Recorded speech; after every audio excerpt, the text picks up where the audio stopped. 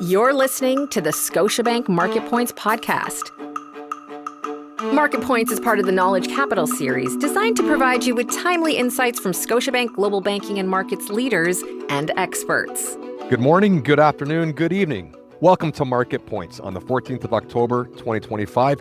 My name is Nick Pocrnic, and I sit on the institutional equity desk for Scotiabank. I'm based in Toronto and carry the title of Director Mining Sales Specialist.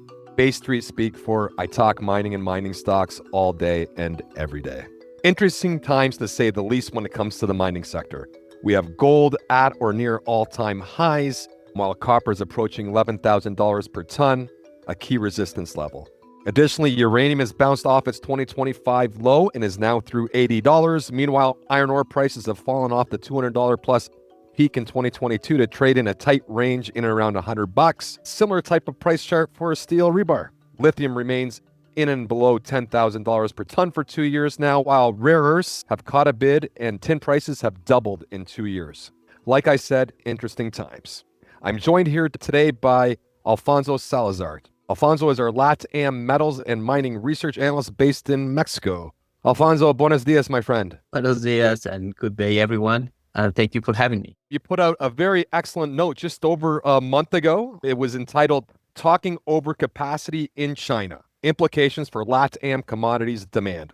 You know, reading your note, a word that played out over and over again, and a word that doesn't get used much, in my opinion, involution. And, you know, the context of China, the textbook definition of involution that I came across, a phenomenon of vicious, self-defeating competition that leads to diminishing returns and stalled progress, often manifesting as destructive price wars, excessive work hours, and a sense of hopelessness. Now, that was a mouthful there, Alfonso. How about you walk our listeners through this idea of involution and why you decided to write this paper on overcapacity in China today? Involution is nothing but overcapacity. It's a fancy way to say overcapacity without using that specific word, which I don't think the Chinese government wants to use. Now, the reason why I decided to write this report is because as a commodities analyst based in Latin America, I understand that if we get commodities demand from China wrong, we're going to get everything wrong. So I've been trying to understand what is going on in China for 3 years now. And my view is that there is this problem of overcapacity that could lead an important change in how the government implements growth going forward. So if you look what happened on July 1st, when Xi Jinping said that enterprise engaging in disorderly low price competition must be regulated in accordance to laws and regulation, and that business should be guided to improve product quality and support orderly phasing out of outdated production capacity. You are facing here a couple of problems that they finally understand that will be very problematic going forward. One of them is overcapacity, leading to problems like deflation, very low margins when there is cutthroat competition across different industries like EVs, like solar panels, where they have way too much capacity, more than not only China, but the whole world can absorb. And that is leading to serious problems. And this is happening in a moment in which you need to look at China more holistically. You cannot just see one problem, which is overcapacity. You need to think what other problems are happening in China as we speak. Because we are not out of the woods of the real estate, the property market problems that we had and we continue to have. Debt in just 10 years, total debt in China has tripled. That is something that is preventing the government to maintain this economic growth through more debt. It's becoming more and more challenging to do that. The government has, for decades now, the GDP targets have been met by a lot of construction of real estate, construction of infrastructure. That's no longer possible anymore. You need to understand also that you are facing new trade tensions because there is a lot of production overcapacity and too much production going elsewhere, not consumed internally. It's being exported globally, right? That's right. And then you have a demographic problem. which is going to be a very challenging problem over the coming years. Why? If you remember that China implemented this one-child policy back in the 80s, well, now it's coming back to bite back. Why? Because you have a smaller number of people joining the workforce and more people retiring over the coming years. In your note, you referred to something as getting old before getting rich. That's right. Is a challenge, right? Yeah. That is one of the big problems, right? You do not have, or at least I think Chinese people do not feel comfortable with the pensions that they will receive. They need to save for their retirement.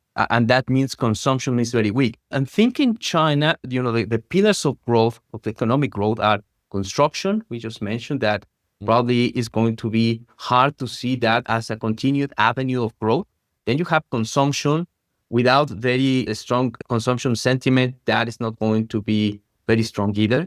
And then you have production and exports. Exports, if you look what happened in September, the numbers of Chinese exports were strong, but they are declining to the US, but they are increasing elsewhere. I don't think that is sustainable. Growth to other countries that cannot absorb what you are producing. The excess production will end.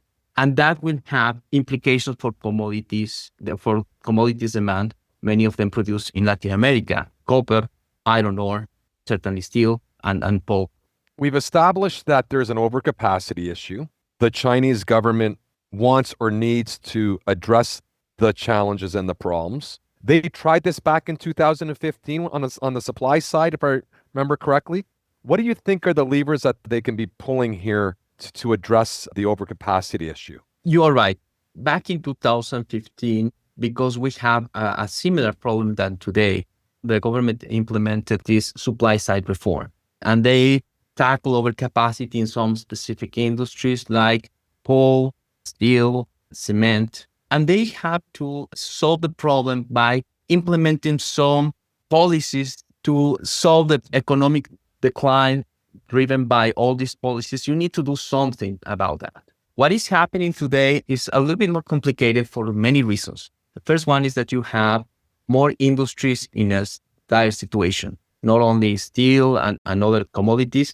You also have all these new productive forces in the industries related to that, like EVs, like solar panels, in which you have invested a lot through subsidies and bank loans. Then you have all the policies that you need to implement, like what? Restricting price wars. You can impose production caps. You can, as you did before, close obsolete or unprofitable capacity. You can promote consolidation in some industries. And certainly you need to limit subsidies. You cannot continue going that way, just giving subsidies at the central and province level.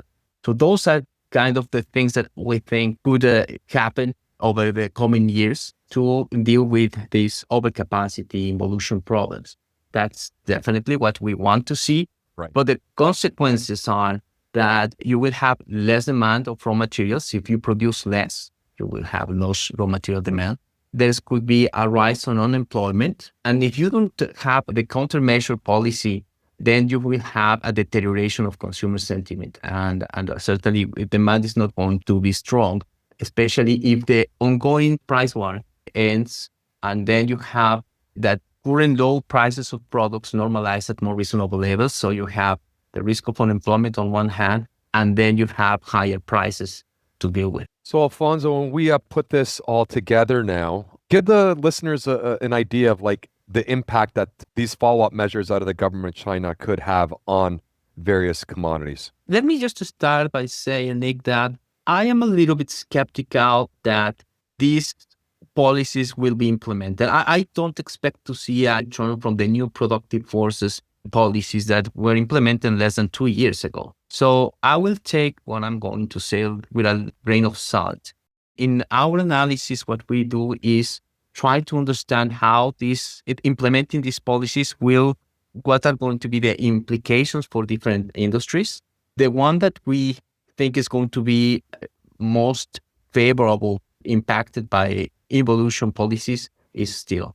Why is that? Because there is overcapacity, huge overcapacity. We have seen how steel demand in China has declined from 1 billion tons 4 years ago to 850. So it's a 15% decline in just 4 years. And I was just looking at World Steel estimates for 25 and 26, and they continue to see this trend, lower steel demand in 25 and 26 in China. They have 2% down this year and 1% more in next year. So what you need is to start shutting down capacity, steel mills, inefficient ones, and try to better match production and demand. The problem is that you have at the province level many incentives not to do it, especially because you don't want to have problems with unemployment and deal with that important problem locally. I think you threw out a stat, if they did go through this anti-involution path, that could potentially result in a loss of 741,000 jobs by the end of the decade. It's not a small number. Exactly. We're assuming that for every million ton of production, you need 3,000 people, right? Which is a little bit on the high side. The average in Latin America should be around 2,500, but maybe in China it's a little bit more than that. So it's just to give some estimate on what could happen and the implications in terms of unemployment because of shutting down capacity. That's why I'm a little bit skeptical that this will be fully implemented. We will see some measures, but not probably everything.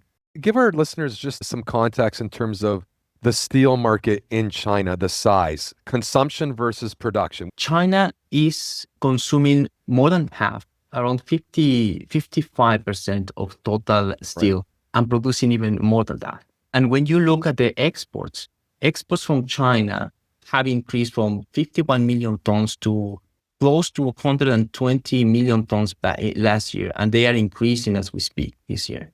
So clearly this is a problem that needs to be tackled. In Latin America, the penetration of Chinese exports is 24%. Well, was in 2024. So clearly this is a big problem for local mills trying to do regular business. When you have cheap imports from China, it not only reduces the volumes that you sell, it also limits the pricing that you can charge for the products that you're trying to sell. Maybe we switch gears there, Alfonso, if you're okay with the steel. We hit everything there. Maybe we move on to iron ore. It's the most obvious thing to say about iron ore is if steel production is going to decline in China, then iron ore will also be negatively impacted. In general, that's true. But the thing here is that in my model, in my evolution scenario, what I do is I assume that it's going to be China will implement some policies to produce less steel, but also to produce less iron ore. And on top of that, you are collecting less scrap, which is in China is expensive. Then you can end up in a situation in which you actually need more or not less iron ore from the seaborne market, right? Because, you have these Brazilian, Australian producers which are very efficient and very low cost. So remember that in China, you need to do a lot of beneficiation to the iron ore. Some of the run-of-mine grade, it could be even less than 20%. When in Brazil, for example, you have some mines that the run-of-mine is 65%. You don't really need to do the beneficiation. Assuming that all these overcapacity problems are tackled in the most efficient way, then you may have to shut down mining capacity in China. Alfonso, pulp and paper, I believe it was neutral to slightly positive. Walk listeners through your thoughts on the impact on that subsector for us. In the case of pulp and paper, it's actually neutral because we already have a not very constructive view on demand in China of pulp and paper. And the reason is because of trade tensions. As you know, there are not as many investments going to China, and some companies are even leaving China as we speak. If you have a pair of sneakers that were produced in China and now it's producing the Philippines, all the packaging grade that you were sending to China to, make the box for the sneakers will now go to the Philippines. Right. So that is already considered in our pulp model internally. So we were expecting demand of pulp to decline over time in China. Right. So that's why it's relatively neutral. If the situation is very weak consumption in China because of the labor and unemployment, then that could get even much worse. But that's not our base case. We did save my favorite commodity for last, Alfonso, copper. It was just today that you and Orest also put up your new numbers and forecasts for supply and demand, and we increased our copper forecast for the next couple of years. How does this whole China overcapacity note come into play here with our views for copper going forward? Certainly, with all the mine disruptions that we are facing, the near-term outlook is very positive for copper. I don't want to imagine that there is yet another announcement of a problem in another mine, because the shortage in the market in the near term is going to be terrible. Right. So that is very positive and constructive for copper, at least in the near term. However, having said that, my big concern with copper is in the long term, because my fear is that we could see something similar to what we saw in steel happening with copper, not in 26 or 27, but maybe later on. What I mean by that, China is consuming 57% of copper globally. That is a massive increase. In the year 2000, it was only 12%. So it was a massive increase over the last 2.5 decades. And what we have seen already in China with steel is the levels that were reached are not sustainable. So my concern is that some of the applications or some of the industries that are requiring a lot of copper today may not need as much in the future. That's exactly what we saw with construction and steel over the past 5 years, right? So what are the two industries that I am worried about? The first one is EVs and everything that has to do with copper consumption related to transportation. If you are producing more EVs than the world can absorb, you need to reduce production. And that could be a problem for copper demand, at least a temporary one, because of course, what we have is all the need of copper that will come outside China, meaning, all the infrastructure deployment that you need to do in North America and Europe to use clean energies, use more EVs. All that will require a lot of copper over time. But many of these investments are being delayed because of all the uncertainty related to tariffs and to what's going to happen with trade going forward. Now, the other industry that worries me is the electric grid, because it's consuming a lot of copper. It's around 7 million tons a year. That is a lot. I mean, it is as if all the copper producing in Chile and the US goes to only one application in China, which is the electric grid. Certainly, that's something that can continue for some time, but I don't know if that is going to stay that high for the next 5 years. The word tariff has come up a handful of times during our conversation here, Alfonso, and there's back and forth again sitting here October 14 between the U.S. and China. Will they, won't they? How are the Chinese going to retaliate if the U.S. pushes ahead? How does all that come into play when it comes to this overcapacity theme? The China versus the U.S. and the West on the hunt for critical minerals versus China warehousing and or producing not as much copper as we know, but on the rare earth side, for example. But how does this come into play, do you figure? That's a very good question, and I don't think I have a good answer, but I will try my best. That's all we ask, my friend. The world is trying to decouple from China to some extent and to the risk operations.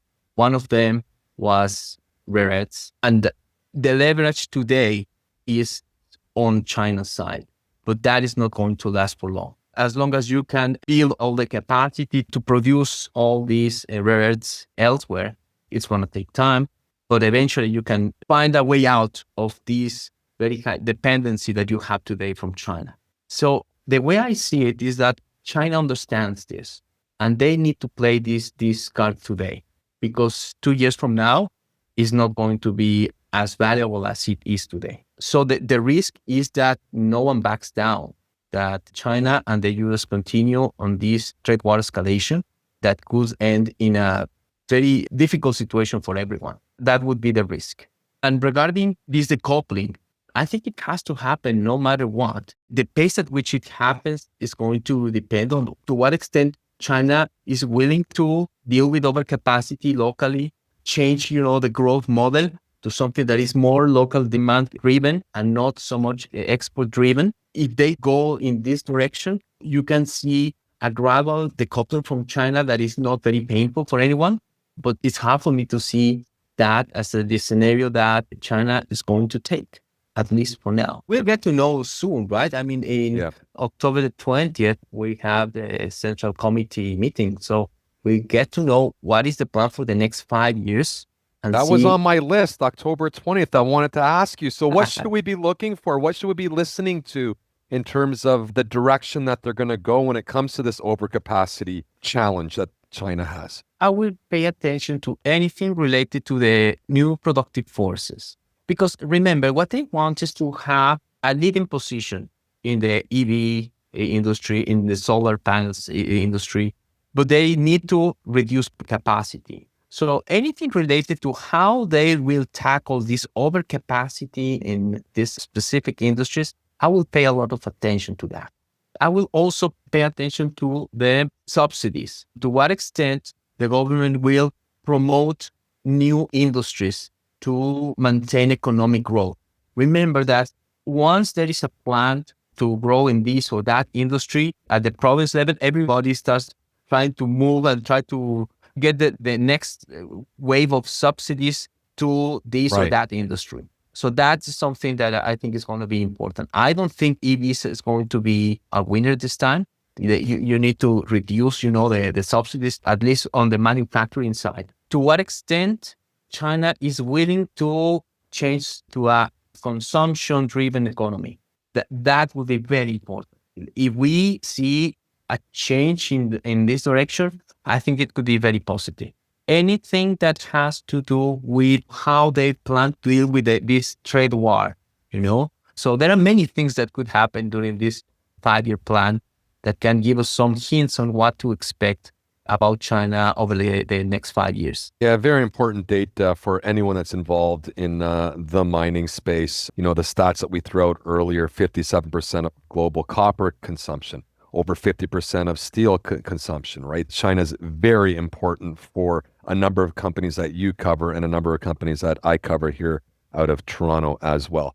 Just a prelude to a wrap-up, Alfonso. You had this one bullet in your note, a question. Should investors worry?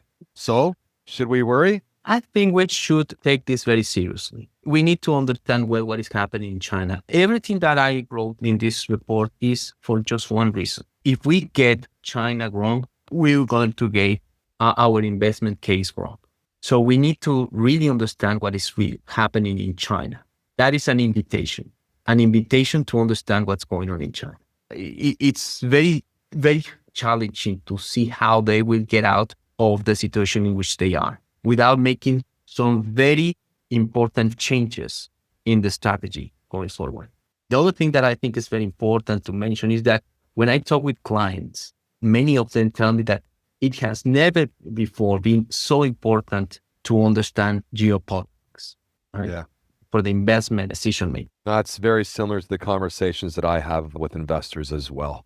Not only do you need to know commodities, not only do you need to know spreadsheets and models, you also need to understand social and geopolitical issues. Very important for everything that we do. In summary, this is something that we need to take seriously. October 20th, put it in your calendar. If you care about mining, if you care about geopolitics, that's the 5-year plan out of China and things that Alfonso's mentioned, looking at any commentary around the new productive forces when it comes to overcapacity, any commentary around subsidies. Is there a transition from a manufacturing economy to a consumption-driven economy? Anything on the trade war as well. So your comment that I'll take here is, if you get China wrong, you get a lot wrong. The note entitled Tackling Overcapacity in China, Implications for LatAm Commodities Demand, available through your representative at Scotiabank. Alfonso, thank you very much for taking the time, and I look forward to catching up with you soon. Thank you, Nick, and thank you everyone for joining us. Thanks for listening to Scotiabank Market Points. Be sure to follow the show on your favorite podcast platform. And you can find more thought-leading content on our website at gbm.scotiabank.com. This communication does not constitute investment advice or any personal recommendation to invest in a financial instrument or investment research. This communication is provided for information and discussion purposes only. An investment decision should not be made solely on the basis of the contents of this communication. It is not to be construed as a solicitation or an offer to buy or sell any financial instruments and has no regard to the specific investment objectives, financial situation, or particular needs of any recipient. The information in this communication is based on publicly available information, and although it has been compiled or obtained from sources believed to be reliable, such information has not been independently verified, and no guarantee, representation, or warranty, express or implied, is made as to its accuracy, completeness, or correctness. Past performance or simulated past performance is not a reliable indicator of future results. Forecasts are not a reliable indicator of future performance. Please refer to our legal disclosures on our website.